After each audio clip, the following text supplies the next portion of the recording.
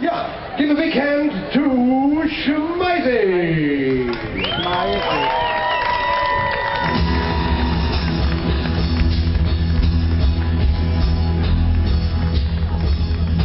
Guten Tag und viel Spaß.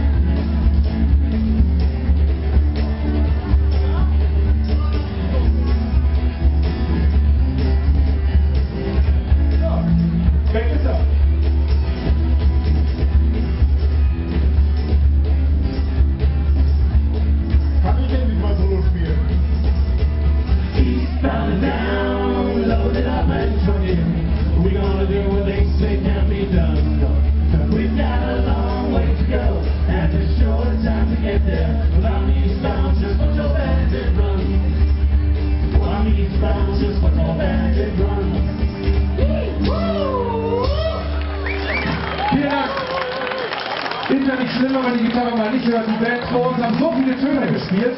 Reicht für uns mit. Ja, herzlich willkommen. Wir sind Schmeisig aus Köln und Stürzelberg und wir spielen Musik zum Bier trinken. Sehr schön, dass Sie sich für dieses Fest entschieden haben und nicht für Rock am Ring. Die Entscheidung wird wahrscheinlich sehr schwer gefallen sein. Aber es wird es belohnt machen. Für die nächsten 3 Minuten sind wir der Headliner von Rock am Ring. Früher war alles besser, auch die Toten Hosen. Und darum geht es im nächsten Lied.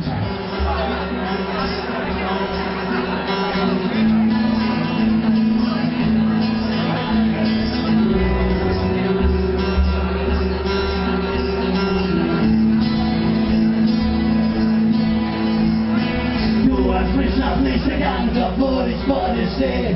Ich möchte mit dir reden, doch irgendwie kann ich's nicht. Ich hab dich lang nicht mehr gesehen, schau jetzt in dein Gesicht. Ich suche einen alten Freund, doch ich erkenne, versuch dich zu erinnern. Wir haben so viel erlebt, es ist alles Leben und alles nie geschehen.